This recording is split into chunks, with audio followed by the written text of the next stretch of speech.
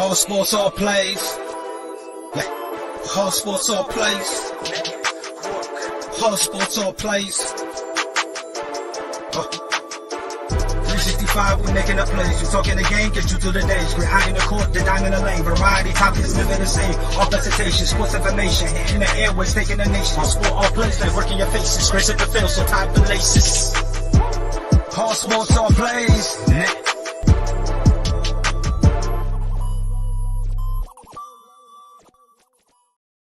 Welcome back to He's on Fire podcast, you guys. He's on fire!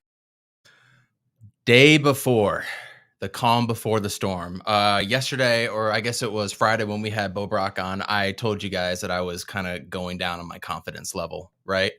That's where I was. Today, I'm feeling okay. I'm not feeling confident. I'm not feeling down. I'm just feeling a sense of peace with the Arizona Cardinals about to take on the Rams tomorrow. But today we had a lot of football games going on. I don't know about you guys. I really didn't do a lot today. It was a 3-day weekend for me. Today was a chill day.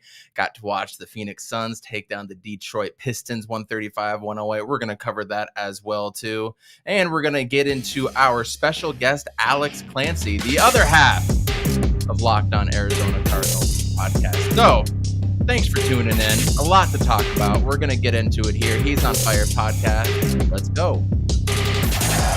Urkavici sets. Looks up. And it is caught! Dylan Strong! Blitz coming. Matthews. Palmer extending the play. Crosses the field. Larry Fitzgerald. There he scores. It's over. It's insane to the 4-yard line. Crowder looking. Throws it. Alley. Oh! Puts it down! He puts it down! They're getting a little wobbly. The downfield shot out you! The foot race! They won't get him! Center field! The Diamondbacks are world champions!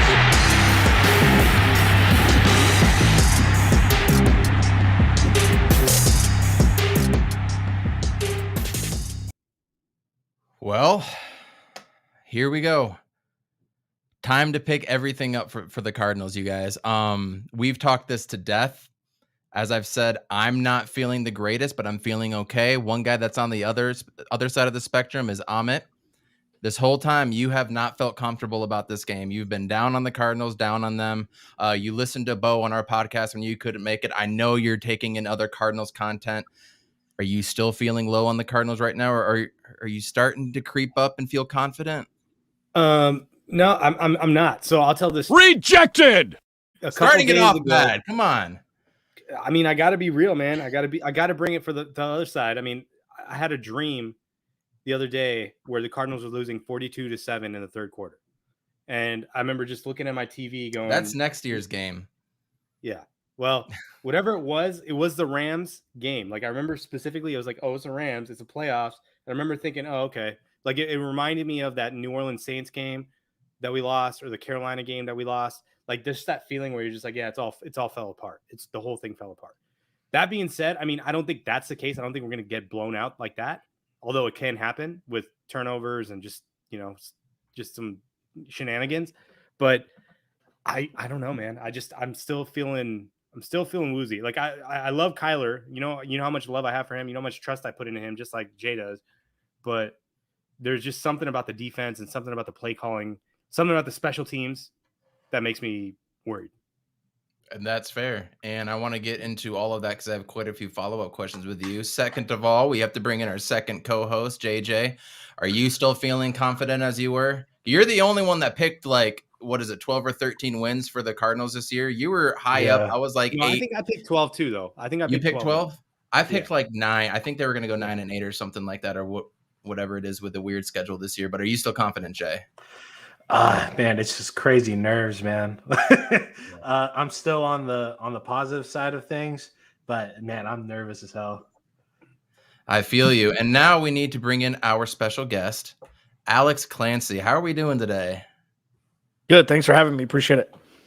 Yeah, absolutely. I know how you feel about the game, and I know kind of how you feel about the Cardinals, the way we backed in. But the night before the game, less than 24 hours, how are you personally feeling now?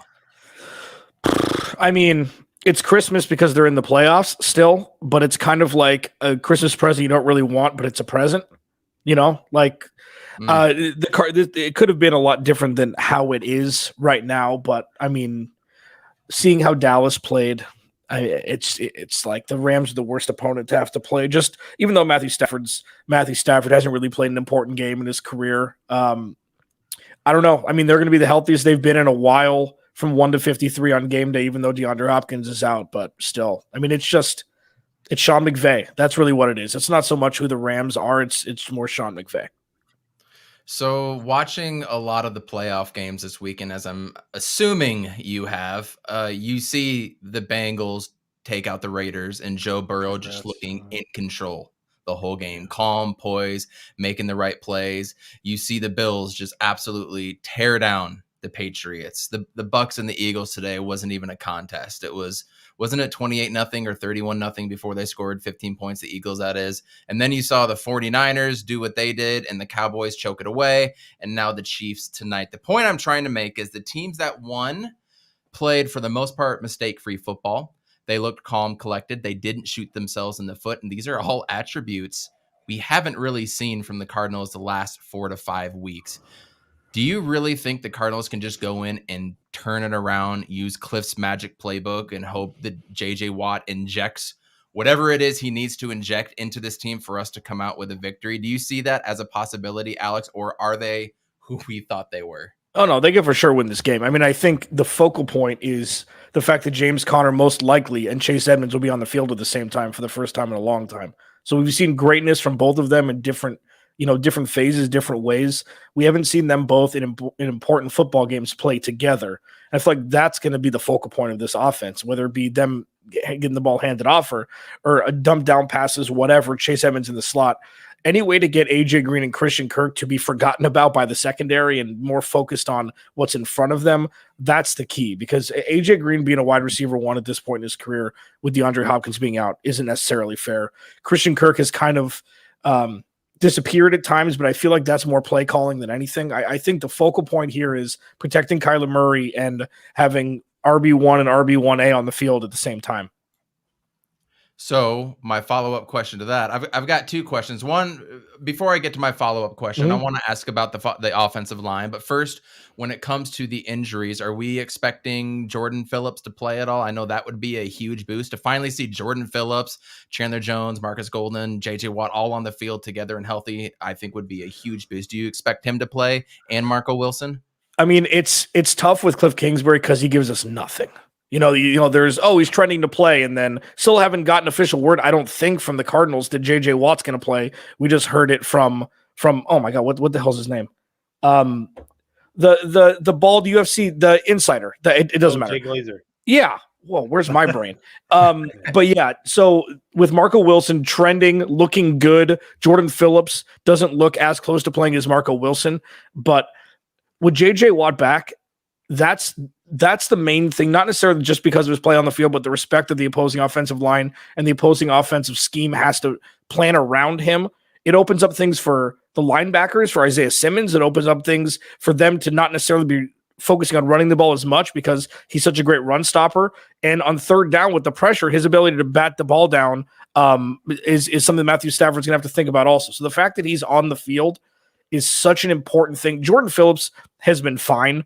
I mean, that's one of the not so great contracts we've seen Steve Keim sign, the last couple years. I mean, there's been a lot of not so great ones, but if Marco Wilson can play and JJ Watt can play, I think they should be fine without Jordan Phillips, but obviously it'd be good if he does suit up. I'm skeptical about the whole JJ Watt thing because he looked better like 2 weeks ago when he was fighting the goalpost than he did like during the practice, like the last couple of days.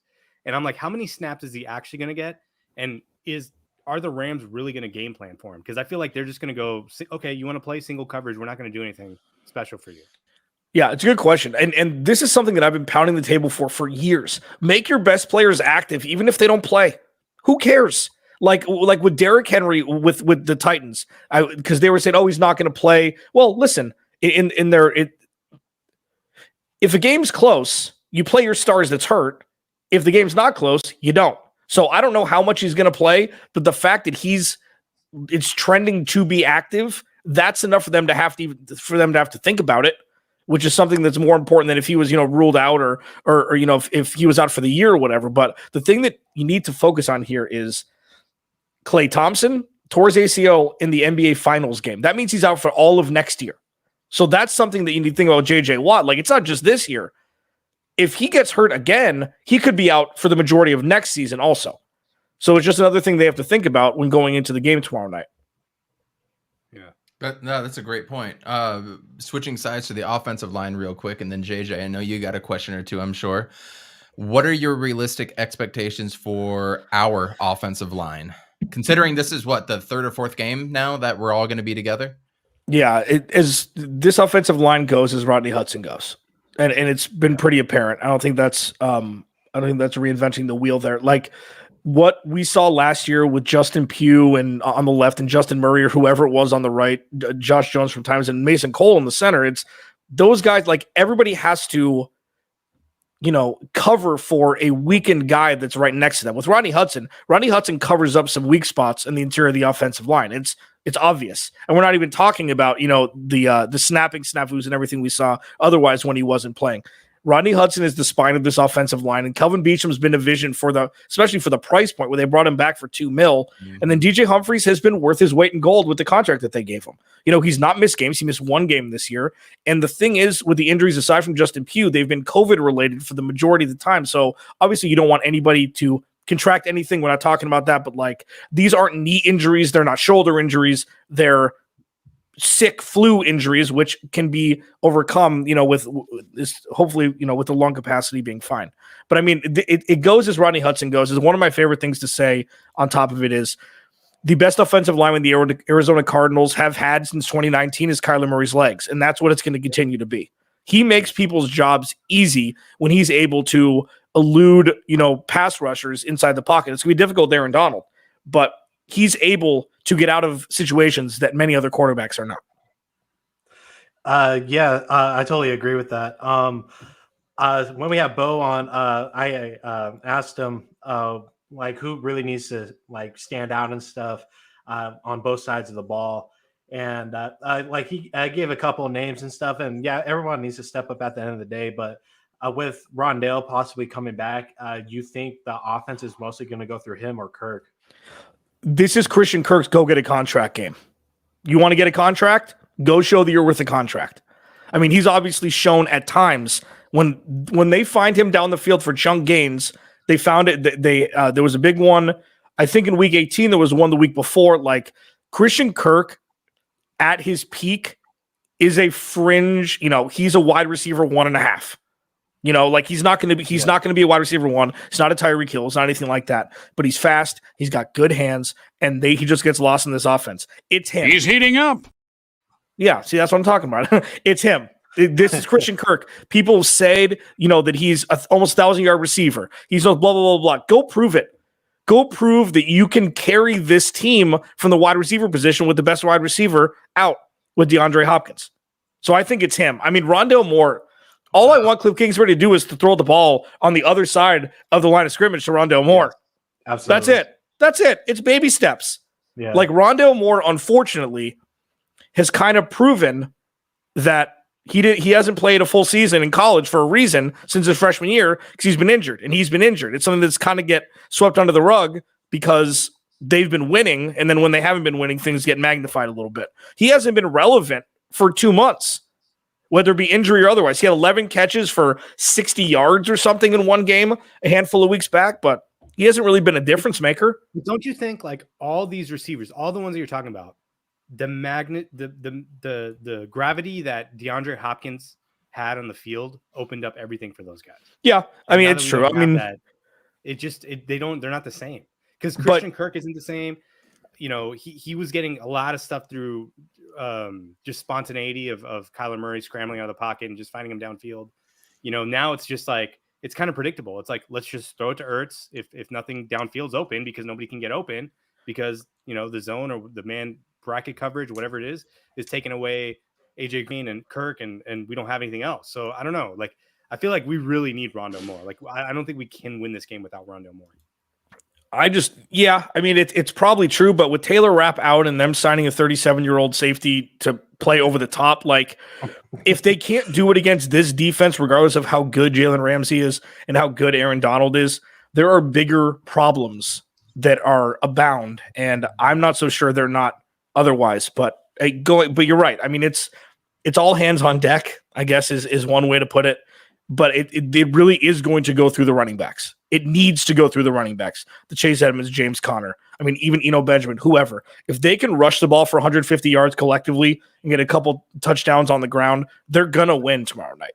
And I think that needs to be the game plan, regardless of how good Kyler Murray is.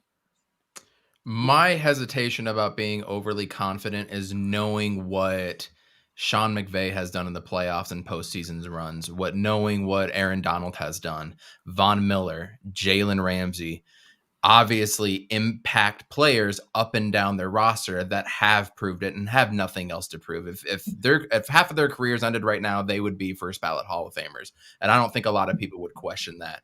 We have nothing but unproven guys on our side, with the exception to Chandler Jones, with a little bit with New England, Zach Ertz, obviously. There's a few guys sprinkled in here, but Cliff Kingsbury, he never even coached in a high bowl game, right? He never even coached in a championship game at the college level.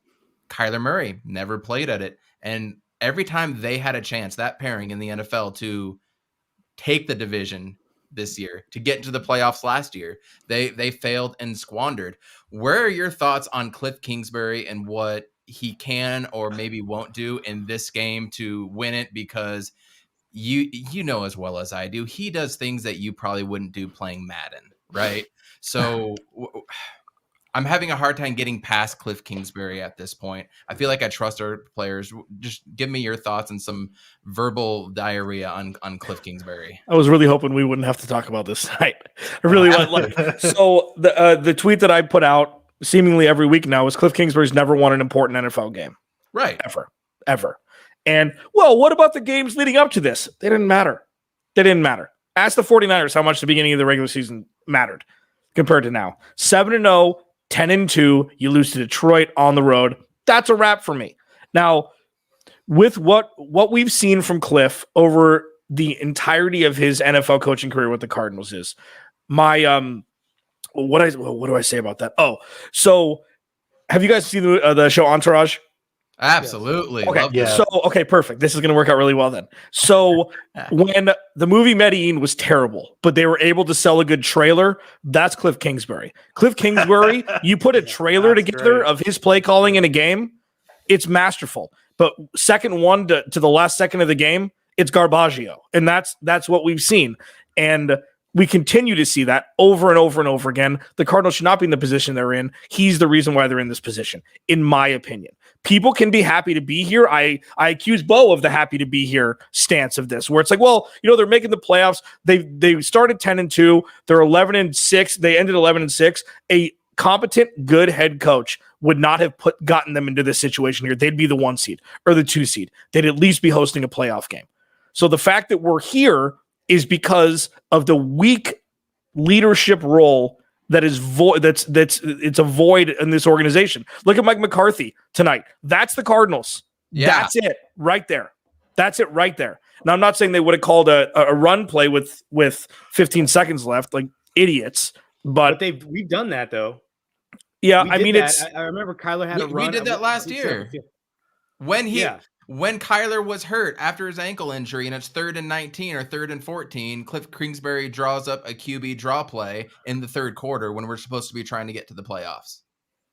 Yeah, he's done that. He's done that before. So now, damn. I mean, having said that, though, we have there's been this huge safety net all year, so they're going to make the playoffs at 10-2. They're going to make the playoffs. It doesn't matter who they're going to clinch. They needed Sean McVay to clinch a playoff spot for them.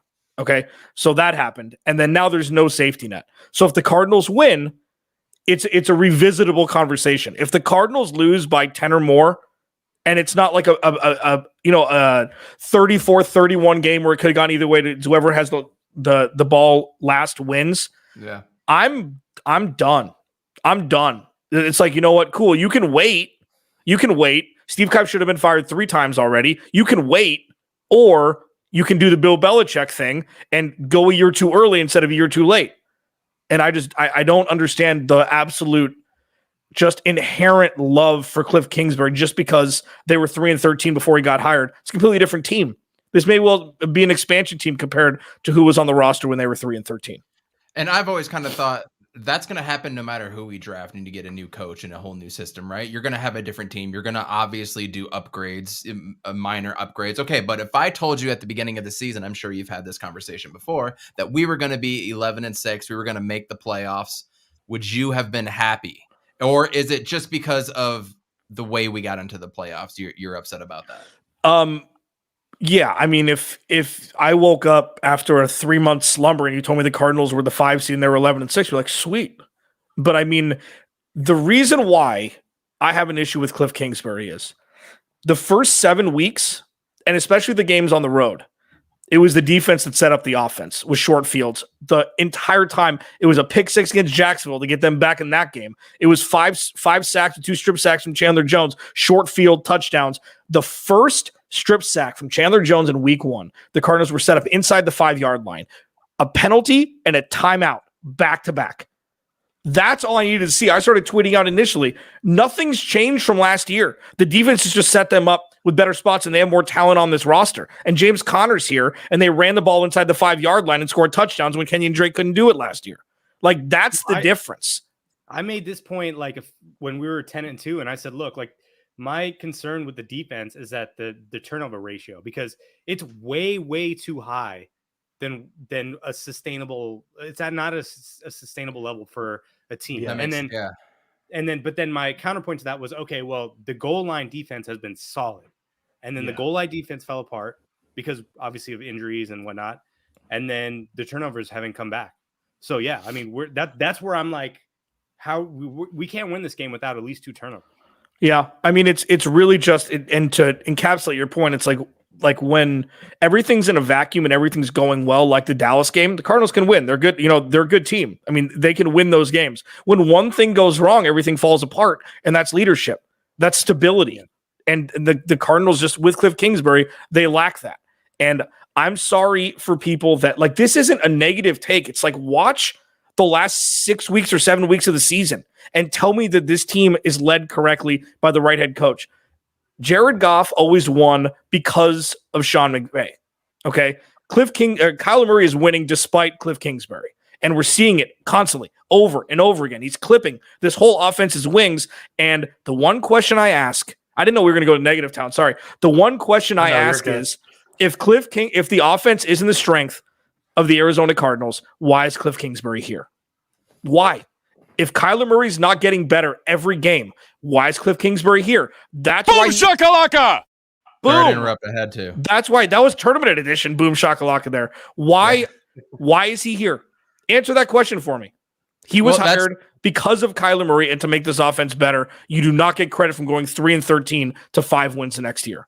That is exactly my point with any coach that fails in the NFL or even college. Herm Edwards, for example, he's a defensive back player. If you cannot coach your defensive backs to be a top 10, top 15 unit, and they're the bottom third of all of college football, and that's what you did, what good are you? And that's what we've kind of argued about with Cliff Kingsbury is if we're supposed to be an offensive team with an offensive coach, we need to go out there and act like it. And Ahmet, I want to challenge your point just a little bit when you say like it's not a sustainable number to what we did. A lot of these turnovers aren't like overthrows from a lot of quarterbacks too or something. They are turnovers that we went out and forced, right? They are forced errors. So we obviously do have that ability, but to the level that we were doing it on the short field, that was the anomaly portion of it. JJ, we haven't heard from you for a while. What else do you have for Alex? Like literally what Alex said is kind of like my feelings for the last 6-7 weeks, man. Like like your exact point of, like if the dominance part of this team isn't the offense, and why is Cliff here? That's literally been the question for the last 2-3 years. And I tweeted the other day, you guys probably saw the video of Kyler like throwing his helmet on the ground and yelling at one of his coaches and stuff. And people were talking about, his leadership and all this shit. And like, oh, at least Kyler cares and stuff. I really think like Cliff is stunting Kyler's growth in a sense, and I think that's what Stefanski did with Baker. So I'm seeing similarities, it's just like he's running these college plays that just don't work at the level. We're running screen plays and no one's setting screens. We're throwing these fade routes to just to nobody. And like, I feel like Kyler can't like flourish the way that he wants to, and he wants to use his legs as a luxury. I totally get that. You don't want to be running all the time. And I just hope he leaves everything on the table tomorrow. If he sees the pocket, take it, just run, dude. Don't force now it. is the time to do it. Yeah, We're not saving it for the playoffs. Like it is the playoffs. So Alex, do you think Kyler Murray is going to have the best game of his career, which is what Cliff Kingsbury said? What a jackass thing to say. It's like, you know what? He's going to save my ass. He's got to save my ass. Like, so we've had Stephen Bach, a longtime trainer of Kyler's, on our pod a couple times. He's known Kyler since he was a sophomore in high school. He told us some anecdotes from Kyler. Like, Kyler Murray's been the best player on the field every second he's been on the field. Even in that Alabama playoff game where their defense spotted Alabama 21 points, Kyler was still the best player on the field after that. Like, if you watch the second half of that game, Kyler Murray was still the best player. Kyler Murray needs to play within himself, and we don't know what that means yet because this is his first playoff game, and it sounds like a cop-out, but the fact that Cliff Kingsbury says that, shut up. Like, I think he's going to do it. I do. Because you know what? I need my job. I need my ass saved. Like, Cliff Kingsbury's the same guy that said when they signed J.J. Watt, he's a guy you don't want to let down. It's like, you're the head coach. It's like, stop fawning at somebody like it's a new Instagram model for you. Like, I don't understand Cliff Kingsbury's thought process when he says things like that. I'm sure it was somewhat tongue in cheek, but Kyler Murray needs to play within himself and just go ball out. Like, he's been the best, and it's a little different now because it's the NFL. But I feel like with what we've seen from him this year, we've seen growth in important times, and we just need to see it again. And he just can't, he can't throw bad interceptions, and that's kind of like the calling card for why the Cardinals have lost games down the stretch, or one of the reasons why. I think he's going to play really well. And I think you're right. Like, running the ball, he just has to do it once. He's got to snap off a 25-yarder one time to keep the defense honest. And he won't really need to do it the rest of the time. Exactly. Man, you just spit out so many things that I'm still trying to take in, because all of what you're saying is true, and that's what I'm like trying not to think about, but that's just, it's there. Everything that you're saying is truth, and it's frustrating to watch. So I'm guessing if we do lose this game, you're on the I'm done with Cliff Kingsbury train, right? You're just done with him. As you said, if it's not like a 3-point game or something close, you're done with him and you want to move on. But what does that say about Steve Keim? What about Steve Keim? Are you a fan of his at this point? No, he should. Yeah, I know. Sorry. No, he should never have made this higher. Like, so it's funny. Before the Hail Murray of the actual Hail Mary, I called it the Hail Mary for his job when he drafted Kyler Murray, and it makes sense. Like, the storyline makes sense. If they win a playoff game, they'll get, like, if they win a playoff game, this trajectory can change a little bit. Like, if they lose tomorrow, I'm done. There's no more, mulligans. There's no more Cliffigans. Like, there's no more. And I don't think it's a negative thing to say. I just think he's holding this team back. Now, if they can go out and put together a good game plan and execute it, and they can get a couple balls bounced their way, we'll see what happens. But Steve Keim, Steve Keim, I don't know why he still has his job. They're the worst drafting team over the last decade. Like, I don't get it. I honestly don't get it. I agree. I'm all on board with trading our first round draft pick for, like, Calvin Ridley if he's actually available. I mean, give me D-Hop and Calvin Ridley all day long. Amit, you have had a shocked face for the past 6 to 7 minutes. I want to hear from you right now. Yeah, I mean, look, like, so there's a book called Soccernomics. If you guys are soccer fans, you should read it. It talks really a lot about how if you get rid of your coach, if you continuously get rid of your coach and GM, you're not going to get anywhere. Like, you may have a year up, but then you'll have a few years down, and then you have to go back and get a new coach and GM. Honestly, like I like what Keim does in the offseason where he gets these players on these minimum deals, the prove it deals, and get some players in and they've proven their success. You can go back to like Dwight Freeney, like you can go back. Like he's got a whole bunch of guys that he's brought in. Antonio like, Cromartie, like just Kerry Rhodes, like a bunch of guys, right? Bowling. And so I like what he's doing there. His draft picks, I think the last couple of years have been better than there was a couple of years where they were really bad, but like getting Byron Murphy, I think he was like a 5th rounder or something. I mean, they've done some pretty good things. 2nd rounder, okay. But I think he's drafted pretty well in the last few years. I'm not ready to see these guys leave yet because I just don't like that unless it's Eric Bieniemy. Otherwise, yes, for sure, 100% bring him in. Otherwise, I think we have to roll with what we have. And yeah, right. Yeah, Alex. I mean, if we do let Cliff go, I mean, what is the sustained solution? I mean, have somebody else hire a head coach, not named Steve Keim. Like it's gonna be all or nothing. Now they're not gonna get rid of Cliff this year, so all of these, we don't know who's going to be available after next season. What you want to avoid and what I'm hoping the Cardinals can avoid, and I understand, I get starting over is not always ideal. It's the kind of the devil situation. That's what the Cardinals have been living in for the last 10 years with Steve Keim. That's what you've been living with. The devil I think it's time. We've seen the ceiling here of what his acumen is. He is the worst drafter we've seen over the last 10 years. Now, sure, you get Byron Murphy. Cool. They traded up to draft Budda Baker. That was probably the best draft pick they made. Okay. DJ Humphries was the first round pick that he signed to an extension that he drafted since 2013. And it took 7 years. Like that's not this whole thing about bringing in older guys. I get it. But imagine being able to bring in older guys and draft well. Like imagine both. Like people are saying that, Andy Isabella, they could have drafted DK Metcalf, but then they would have traded for DeAndre Hopkins. Why not?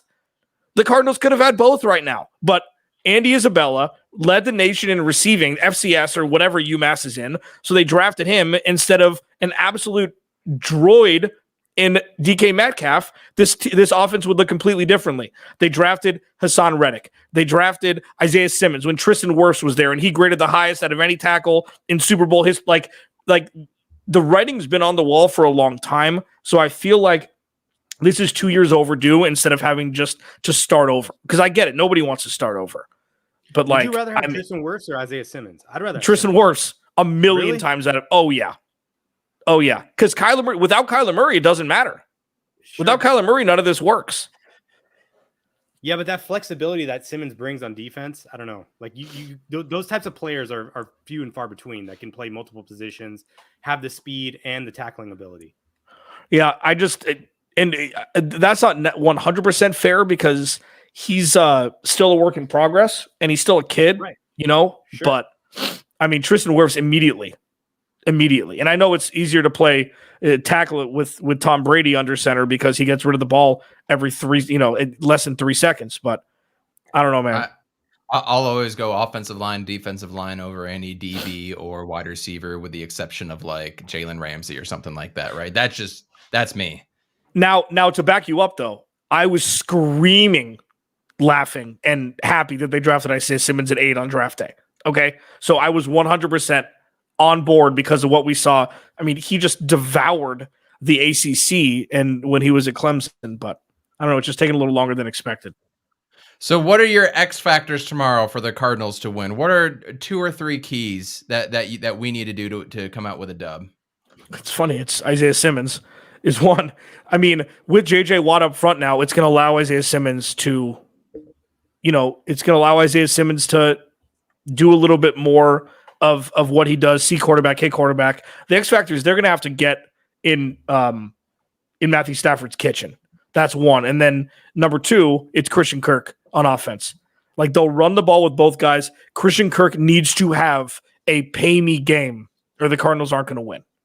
Like he needs to be able to keep that secondary honest because I'm assuming Jalen Ramsey is going to be up on AJ Green. So Christian Kirk's going to have to be an impact maker.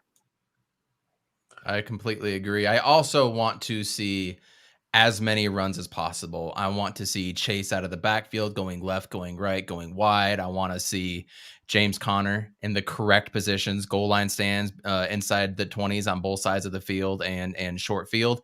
I want to see both of them catching passes out of the backfield with not draw plays, screen plays. I also want to see Rondale Moore coming across an end and going out, but then turn to go north and south. No more east and west stuff.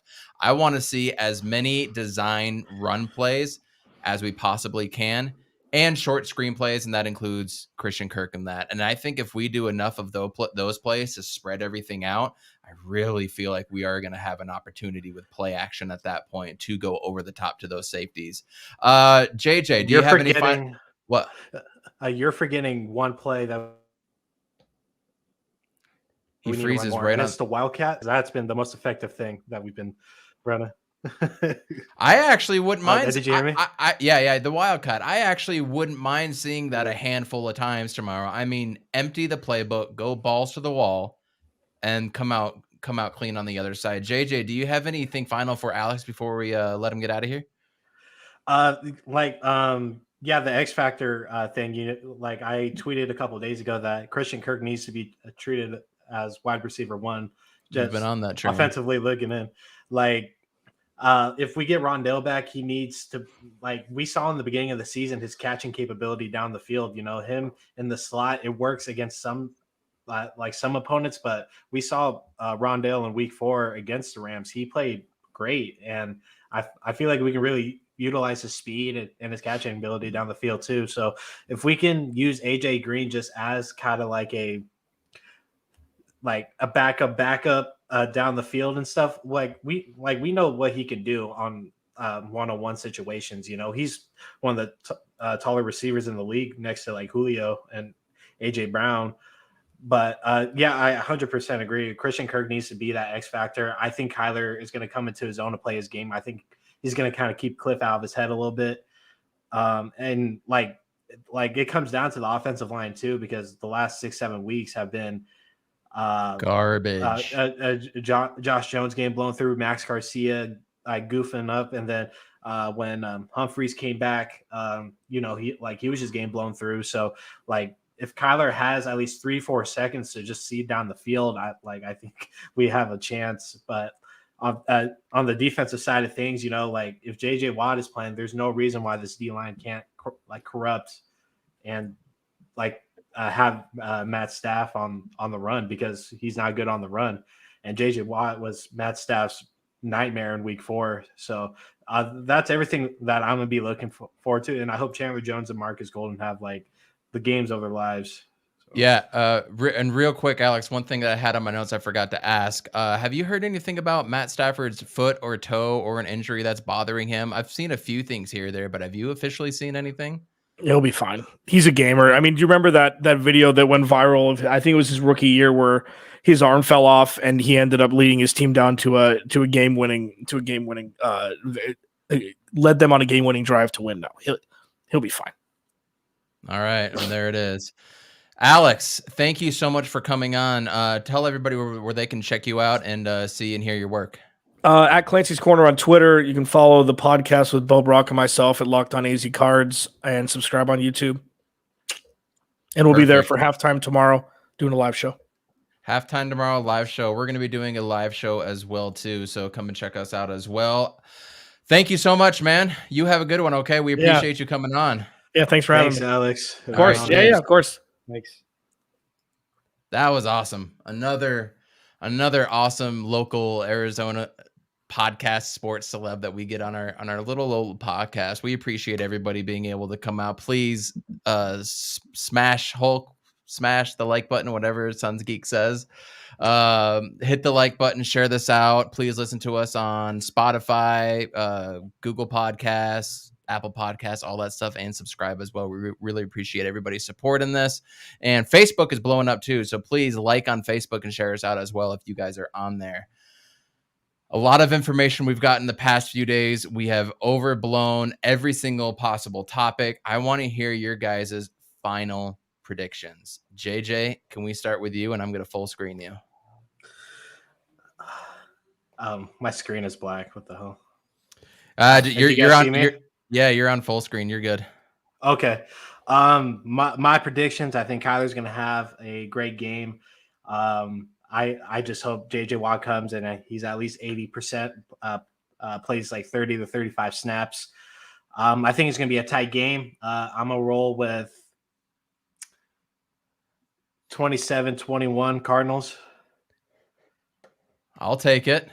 Yeah. I will take it. I'm nervous as hell, man. 27-21. You're up, Amit. Oh, man. It's hard for me to give a prediction. If I was to give a score, it was going to be 27-21 Cards. But I've been let down by this team so many times, whether it's playoffs or this season, right? The Carolina game, the Detroit game. Like games where we could have shown up. If we just shown up, we probably would have won the game. And we the didn't. Seattle game that we just played. The Seattle game. Another sense of urgency. We need to have that urgency. We can't play. And there's a lot of guys that we have not, like Marcus Golden. We have not talked about him because he hasn't done anything. JJ Watt's coming back. Let's see if he's 100%. If it's a smoke screen, what it is. Chandler Jones has been inconsistent, even though he had that strip sack recovery the last game, but he didn't do anything else that game. The secondary is beat up. Hopefully, we get Marco Wilson back. And I think Alford said he might try to play too. Is that right? No, he ain't gonna play. He's not playing, right? He's still on IR. I don't know where I saw that. So, but yeah, I just feel like we've got. I feel like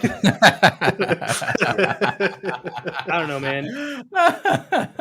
He's on fire. I'm gonna say 27-21 Cards, but I'm just going off JJ. I don't know, man.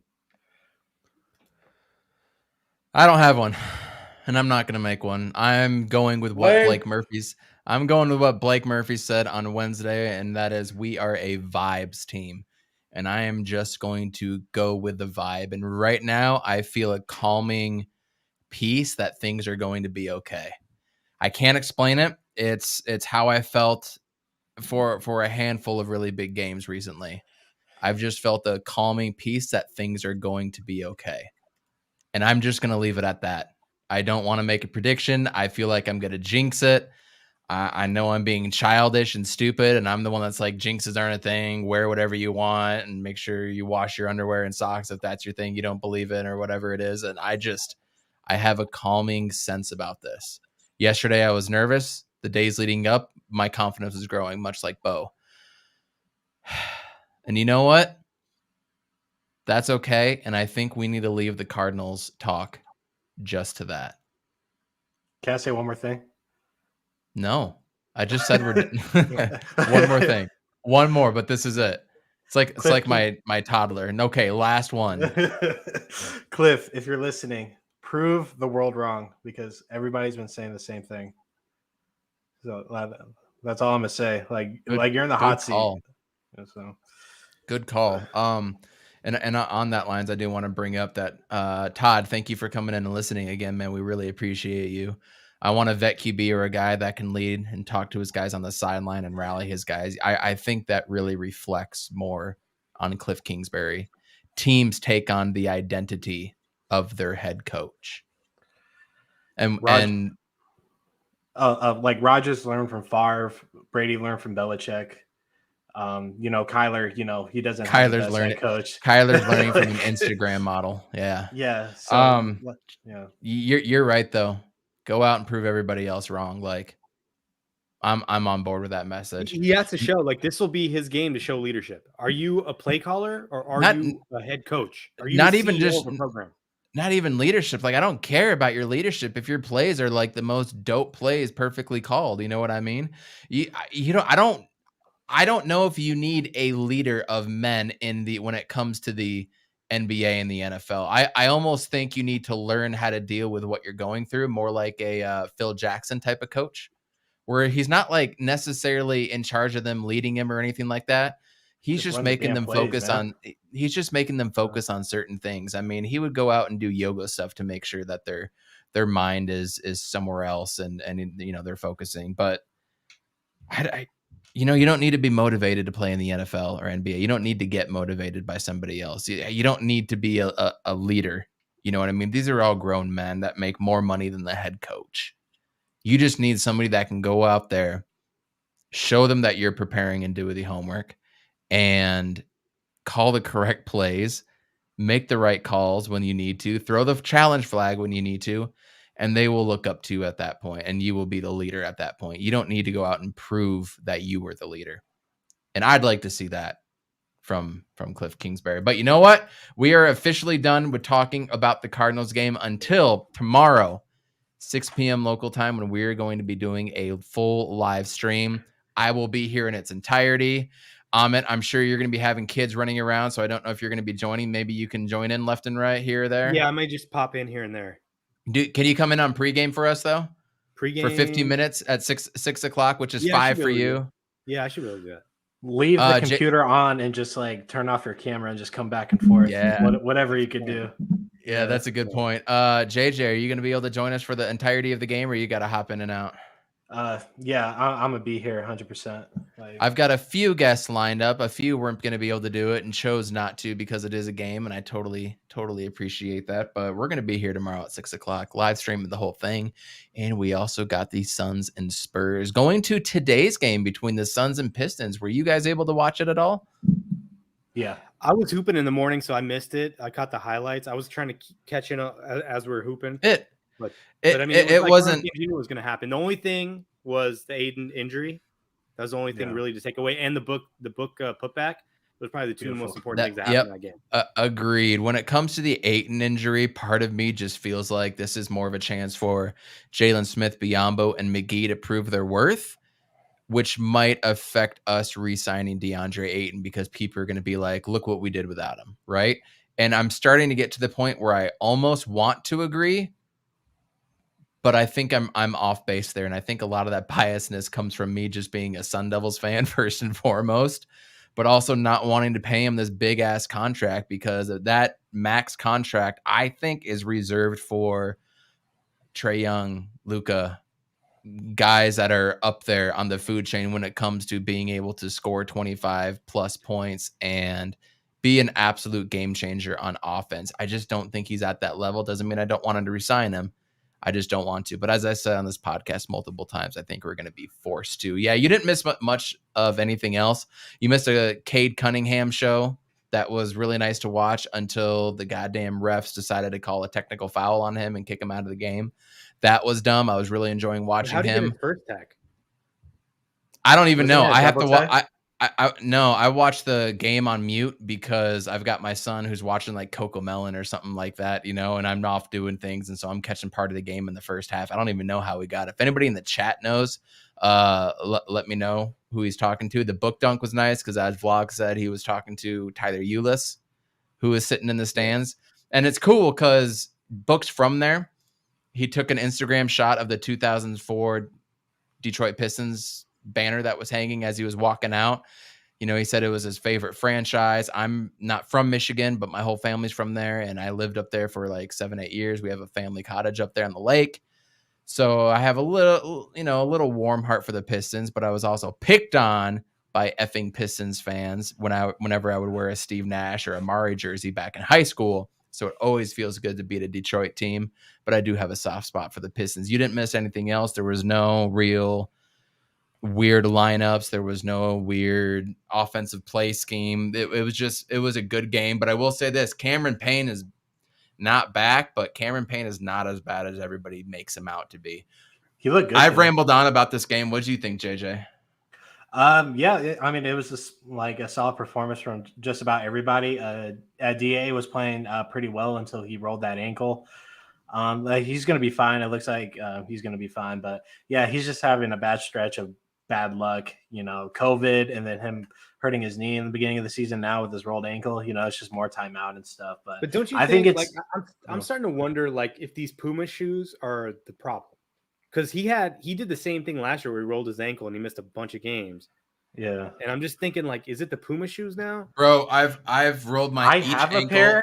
They are very comfortable. Like I've rolled each ankle 10 to 12 times. I've torn ligaments in each ankle. I've tried different brands of shoes. I've tried wider ones. I've tried level 1, 2, and 3, ankle braces.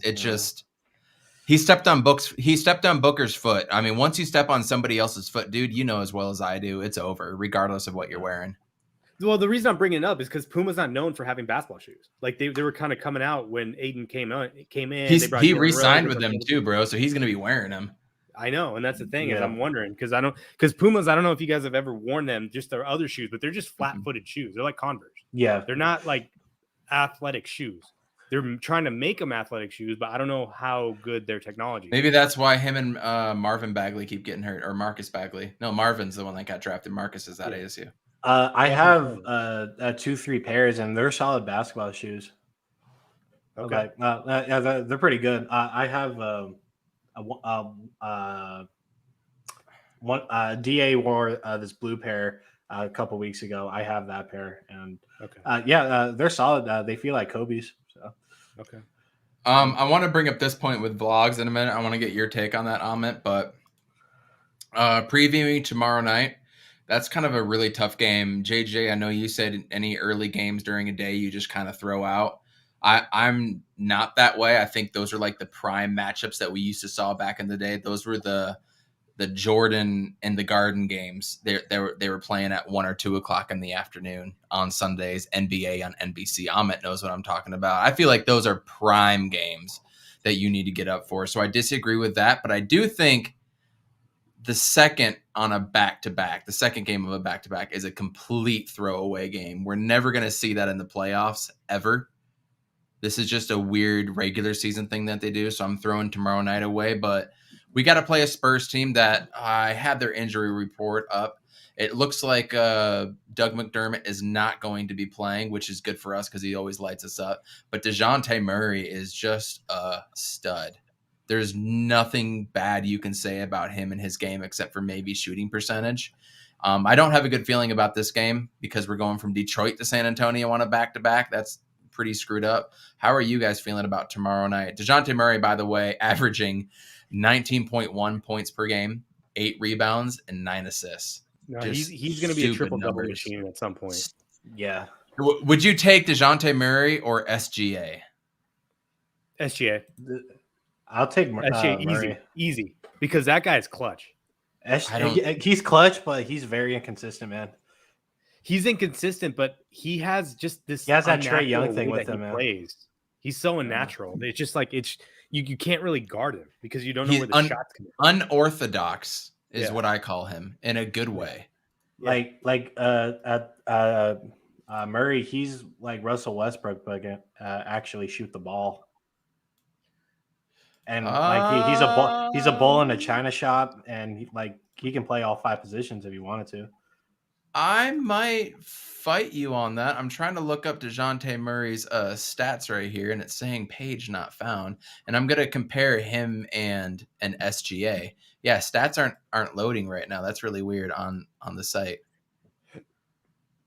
But the line on the game, what is the line on the? Oh, there's no line on the game yet.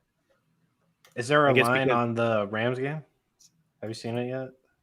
It opened at 4.5. I think it's at 3.5 right now. Yeah, a lot of people don't know how to pick this game. A lot of people are unsure. It's still 3.5. Johnny Venerable was talking about that they have no idea how to pick this game when it comes to the Rams and Cardinals, which I think does bode well. It does bode well for us. Iverson Blog says SGA. Yeah, I mean, I would agree right now, but I think you get a stud no matter who you're picking. I don't even think it matters.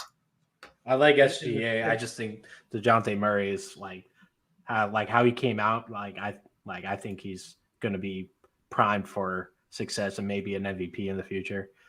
We have to see because he's still in that category of good stats, bad team. So they're 100% that right. Versus I think that Shea has he's on a bad team has won games single-handedly. Oh, Doug McDermott is available tomorrow, by the way. He is available. The only one that's not playing is our backup point guard, Trey Jones. So we're going to see DeJounte Murray, Derek White, Doug McDermott, Keldon Johnson, and Jakob Poeltl. Keldon Johnson lit us up last game. Lonnie Walker's another guy you got to look out for. Same with Bryn Forbes and Devin Vassell. But here's another opportunity to see Thad Young. I'm off the Thad Young train at this point. Are you guys? I am too. That's not what we need. That's what we need. I Eric was thinking Gordon. about this. So I was looking at it, and I was trying to say, okay, because Eric Gordon, you're gonna have to give up assets for Eric Gordon, right? But like, what about Isaiah Thomas? I don't want Isaiah Thomas. He doesn't play defense, bro. He's too Yeah, short but for you my. only need him for 5 minutes. You just need him to cover a 5-minute span offensively. I would take the. I want Eric Gordon. The problem with Eric Gordon is that he's on a 3-year deal. That's my problem. You get him for next year and then the year after. Of course, as I said, you can trade 1-year contracts like it's nothing. That's not a problem. And you have to give up assets to get him. Versus like Isaiah Thomas, I think he's on the scrap heap somewhere. Yeah, we don't have any part of a doing trade 10 days exception right to now. use. Yeah. We don't have a lot to be able to trade out unless you're talking about Dario Saric, which I'm not 100% on, which you guys know. Yeah. I mean, Isaiah Thomas, I think, would be solid because, like, if he's running the second unit with campaign, he doesn't necessarily need to play defense, but he will definitely be a liability on that side of the floor. But he can shift the rock, man, and that's kind of like what we need coming off the bench. I mean, Eric Gordon, he's the best of both worlds, and if we can get him, I would love it. I just don't want to give up too much for that. We'd have to give up Shamet, though. I mean, I'll give him Shamet. Shamet's looked better. Shamet has looked better. Do you guys disagree? I'll take Eric Gordon. He has looked. No, I'm still gonna ride with Shamet because I think, I don't know if I said this on the last podcast, but I just think, sometimes the 0.5 offense just doesn't click right away for some guys. Some guys, they just don't play that way. He's built in the mold. He's built in the mold of JJ Redick, where he's just a movement shooter, and even when he gets like the just open shots, like they're not as in rhythm as he should be. Either it's because he's too open, or it's like it's just the guy's too close. Like he doesn't know if he should attack it. So I want to give him a chance because he did show some signs off the dribble. I think he has some playmaking ability. And imagine, like, the reason we have him is because we traded Javon Carter. So if we had, like, would you rather have Javon Carter or would you rather have Shamet right now? And Shamet, but I don't like that $90 million 4-year, 5-year deal or whatever. That's what I'm stuck up on. Like, there's many guys out. Shamet's on a 3-year 40. I'm gonna look that up. I think it was either 3 or 4 years. I don't think it was 5. 4-year 43. Okay, that's yeah. Like, there's not many guys I would trade Shamet for. Don't get me wrong. Shamet has been playing better and stuff. The only guy I would trade Shamet for is Eric Gordon. Yeah. It's just simple as that. Like, but yeah. That's a win now move. That's a guy that's 33 years old. That's a win now move. It absolutely is.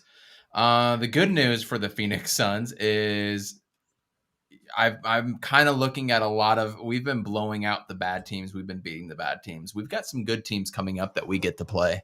Finally. Not only at San Antonio, which is going to be hard because it's off of a back-to-back, and that's a test in itself, but we will get 2 days off before we play Dallas, who's on a run right now with Luka. I'm really looking forward to Thursday's matchup against Dallas on TNT. Then we play home to Indiana, and then we have a back-to-back game with the Jazz starting next week, Monday, and then the Wednesday after, which JJ, you're going to the Jazz game on that Monday. I'm going to the Suns and Jazz here in Salt Lake.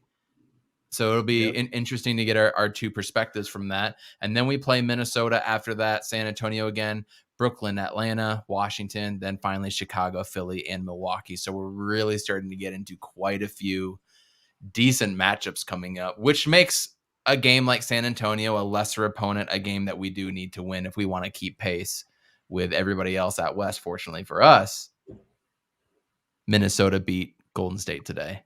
The Jazz won. Yeah, Minnesota beat Golden State today. I'm not saying anything about Klay Thompson coming back or anything, I'm glad he's back, but I'm not being like, see, look what happens. It wasn't all roses and that, but no, Draymond Green is hurting them. It really is. He shapes their team on defense, you guys. There's no denying that. So he's offense too. He's their point guard. Like, he gets the ball at the top of the key, and he's a great facilitator. Is he injured? Is Draymond injured, or is he out with COVID? He's injured, and it's tied to.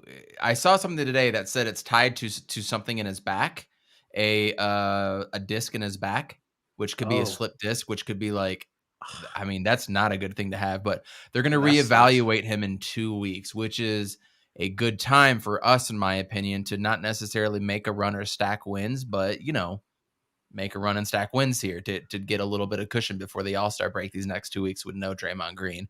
But we have some tough opponents coming up. Here's one from Vlogs. Brooklyn won't have KD. They will have Harden and Kyrie. That's true. But that is in like 2 weeks though. So I'm actually going to that game too. I hope KD is back, but yeah, just to watch him. I'm going to the February 1st game. Yeah.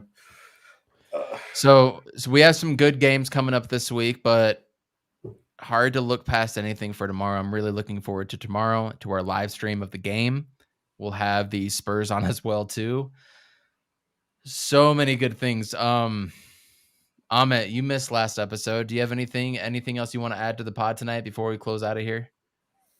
That's a good question. I mean, just the Suns are the best team in NBA, and we have a wealth of depth, and it's just fun to watch this team play, even with the backups. Like, it's just seeing Biyombo come in or Jalen Smith, or even at times I'm feeling myself going, man, like Alfred Payton doesn't look that bad. Like, when he's just attacking the rim and that's all he's doing, it's not that bad. Against like a third team group, he looks. He good. is the best third string point guard in the league. For sure, he is. So, I mean, the Suns, it's funny because the Suns, I trust them. The Cardinals, I don't know what to think. We're going into the playoff game, and I believe in Kyler Murray. I think he is going to go down as an all-timer. And it's funny. I don't even know if why I should bring this up, but I was looking at like quarterbacks under 6 feet who's like the greatest quarterbacks under 6 feet. You got Drew Doug Brees. Flutie. You got Drew Brees. You got Russell Wilson. You got Fran Tarkenton, and then it falls off a cliff. That's where your Fluties and Doug Flutie, eat me. I will die on that hill. How many playoff games did he win? How many I don't Super know. Bowl? Okay, so we're looking for Super Bowl. Wasn't he the quarterback of the Buffalo Bills? He was the quarter of the miracle of whatever they call it with Tennessee when they threw that cross-field pass. He replaced Rob Johnson, and whatever. Anyways, I mean, we're looking at, we got to get a Super Bowl out of this. Like, we got to get a Kyler Super Bowl. Like that's what I don't know if it's this year. I felt like at the beginning of the year, we all thought that this team had Super Bowl capability with the defense, offense, special teams, the way the play calling was working, the way that the team was built. Now we just want to win one playoff game, and that's all we want. One playoff. Well, before we just want to get to the playoffs, and now it's this. So it's I like where Alex is going with that, and I like what he's saying. I understand the frustration of wanting to get rid of him, but I do agree with your point that we just can't keep starting over, can't keep getting rid of your GM and your coach. I mean, it's like that with Arizona State. I've seen it time and time again with them. Every 4 to 6 years, we're getting a new head coach, and nothing's changing for 20 plus years. So I'm now of the mind to let a coach grow in and to develop it. Even if we get blown out, I don't think cleaning house is the correct answer. I really don't. But at the same time, going into like a prove it, this is your prove it year again, going through this repetitive pattern is also not good. But it did keep them on their toes this year. They started out 10-2, and Keim had a great offseason. So it did lead him to this. And I don't care what anybody says. I think picking Rondale Moore was the correct pick at the time. Unfortunately, you know what? He's also a guy that can't stay healthy, and he proved it again this year. He did. I'm not high on him playing tomorrow from everything that I've heard with him working on the side half the time, but we've talked about it enough. I can't get into every point anymore. I'm feeling calm about it. So freaking leave me there, Amit. Let me be calm and be at peace with myself. Be at peace. I'm at peace if we lose, because I feel like, there's a lot of things we left on the table this season, but a lot of it really came down to DeAndre Hopkins getting hurt. Like, that changed the whole thing for us. And that can't be overstated enough. Yeah. Because we can overcome a lot of the deficiencies on defense. But if you take Hopkins off the field and everybody else is not as good as they are, and that's pretty much where we are. Yeah, that's the best player. He's better than Kyler. Yeah. He's built different. He just is. Like he has the perfect hands, the height, the speed, everything. He is the ideal wide receiver. I mean, you'd love to get a Calvin Johnson 6'7" freak, but that's not plausible, right? That's not we're never going to see another wide receiver like that again. People thought DK Metcalf was going to be that guy, and he's not. He's not Calvin Johnson. He's the perfect player in my mind, D-Hop. He was my favorite wide receiver before we got him. And that's saying something. I mean, my favorite running back was probably Ricky Williams back in the day. And then after that, big drop off. And suddenly I love everything that Christian McCaffrey does. He just can't stay healthy. We'll find out in less than 24 hours, you guys. Any special game day plans that you guys are doing? I think I'm smoking pork belly burnt ends for like 4 to 5 hours. So I'll have some pork ends. And I got 2 more beers from that 4-pack that I got. I'm going to be enjoying tomorrow. Amit, do you have any special game day plans, game day food? I mean, my brother's do you have to work? over. Do you have to work tomorrow on MLK I'm off Day? tomorrow. Dope. My son is going to be in art camp from 3 to 6. So hopefully my wife is going to pick him up. So I mean, she's going to pick him up. But I can't. I'm not missing the game. But yeah, I mean, we're just gonna be chilling here. Like I'm just like when it comes to these games where it's you don't know what's gonna happen. I don't like to be in crowds. I don't like to be in groups. I just want to be, in my home, in control of the situation. Because one of my friends, he's a Niners fan. He wanted to go to a bar, and I'm like, bro, I can't go to a bar for this game. Like, there's no way I'm going to a bar. No. I want to be at home. JJ, you got any special game day plans, food, drinks, anything special out of the ordinary for tomorrow's wonderful MLK Monday Night Football game? I'm working tomorrow. I picked up some OT. I'm gonna be home a little early. I'm gonna pick up Rejected. Sorry, you got to work tomorrow, bro. I'm just saying. No, it's all good. Do you guys have any alcohol recommendations? I was gonna pick up maybe a pack or something. Do you have to work on Tuesday? Yeah, but I'm not like a big drinker. I just want something to drink during the game. Have you ever had hard kombucha? I've had kombucha, but not hard kombucha. No. What? You should try hard kombucha, dude. It's good.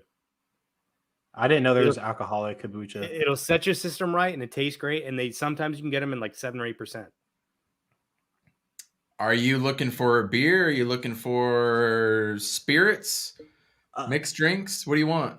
I'll tell you what I like. I like Blue Moons. I like Modelo's. Fosters are cool. You should buy a microbrew, like a 6-pack variety pack of a microbrew. Okay. And sip on those.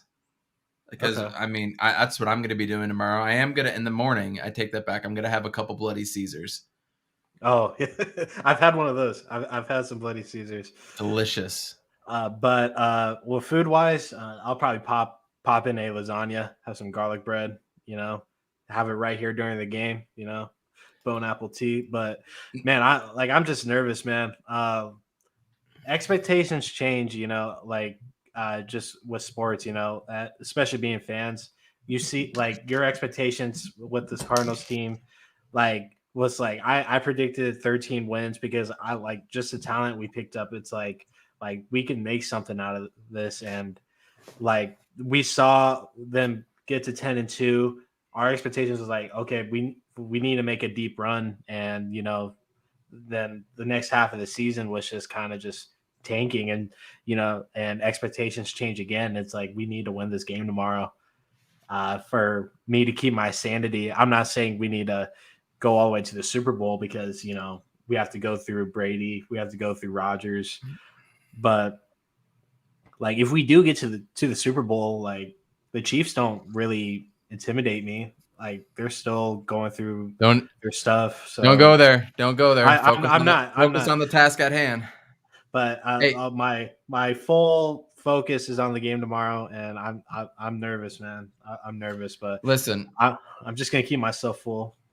Listen, the teams that have won today looked poised and in control. Yeah, they 100% did. If we come out tomorrow and we look, everybody's going like this, we're blowing coverages, runs for 7, 8 to 12 to 15 yards, and they're throwing 15 to 25-yard passes like it's nothing, and we can't do anything on offense. If we look that anemic on offense, I will 100% come on this podcast Wednesday night. Actually, Monday night, I will be calling for Cliff Kingsbury's head.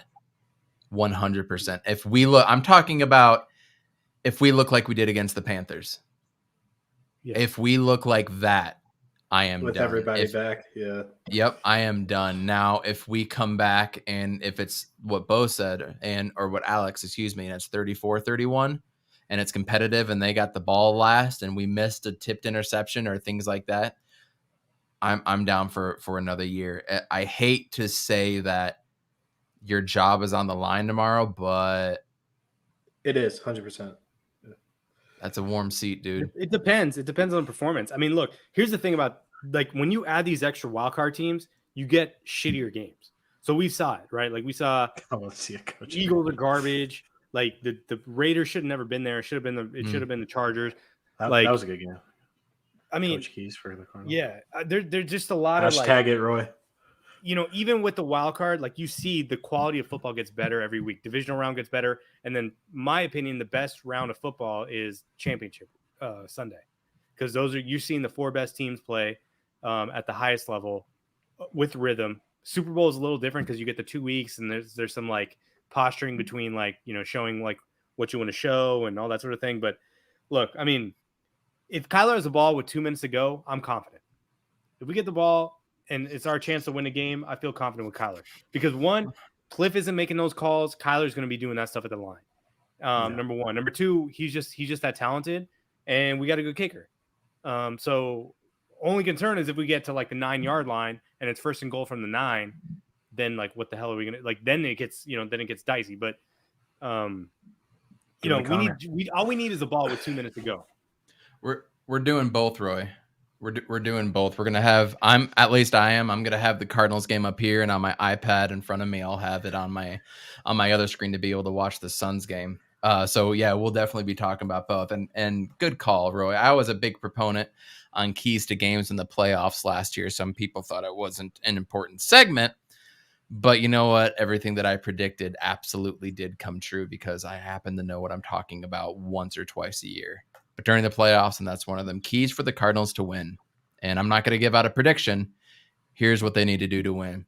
35 plus runs. 35, not 30, not 25, 35 plus runs. And that includes Chase Edmonds doing everything I said, inside, outside runs. That includes draw plays for Kyler and sneaks, whatever. That includes James Conner.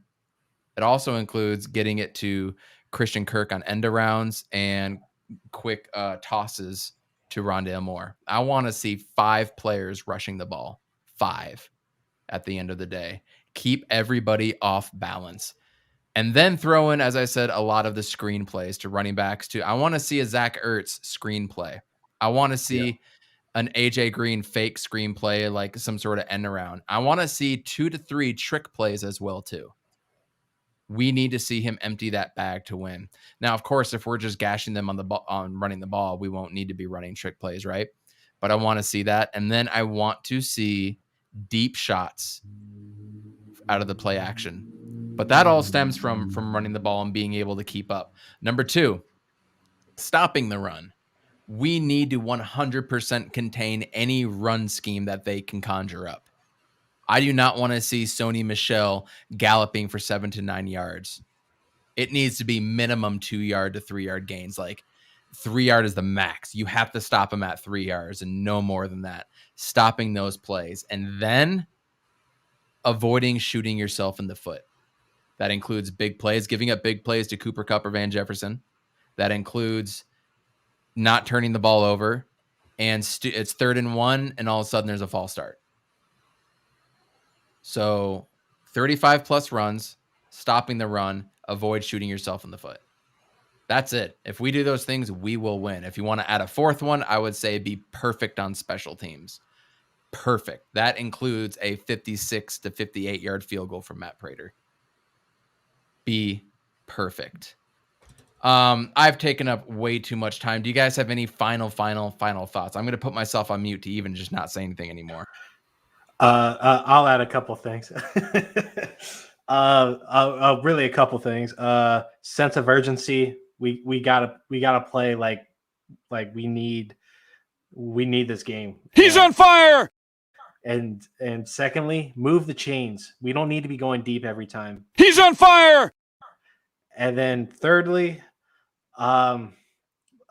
leave the field with points. We can't Boom shakalaka. we can't just be it can't be like the Packers game. We can't go like 4 or 5 drives without scoring.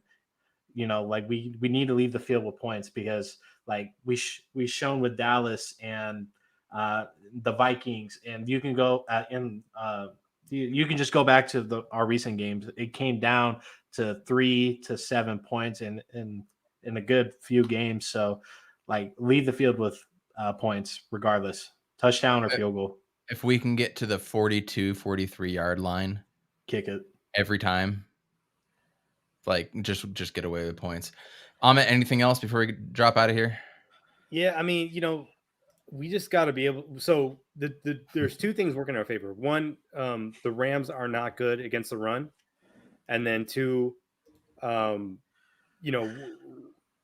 forget the second one. I had it in my head, but either way, we have to be able to stop the run. We cannot give up those long runs, as you said, because that play action is what Stafford, what Jared Goff, what makes Sean McVay's offense is the play action. He's on fire. Those runs, we cannot give up big runs to them. That's my favorite. We have to be able to run the ball against their run, because their run defense, because it's susceptible. So that's what we got to do. And I know that we have it in us to have a run defense. We saw it against the Tennessee. We've seen it in spurts against other teams, against the Cowboys. So, it's pretty simple. Like it's not really that hard. Like the big players, the superstars have to show up. Superstars have to show up. Here we go. Tomorrow. Here we go. I've got nothing else I can say. Suns fans, Cardinals fans, Valley fans, they got to go out there and prove it. Please share this podcast. Thank you for tuning in. We will see you tomorrow night. Kyler, we trust. And it is caught. 6 years ago today, guys. 6 years ago today, by the way. Palmer extending the play. Crosses the field. Larry Fitzgerald. It's insane to the 4-yard line. Crowder looking, throws it alley. Oh! He puts it down. He puts it down. They're getting a little wobbly. But it's downfield. Josh Allen.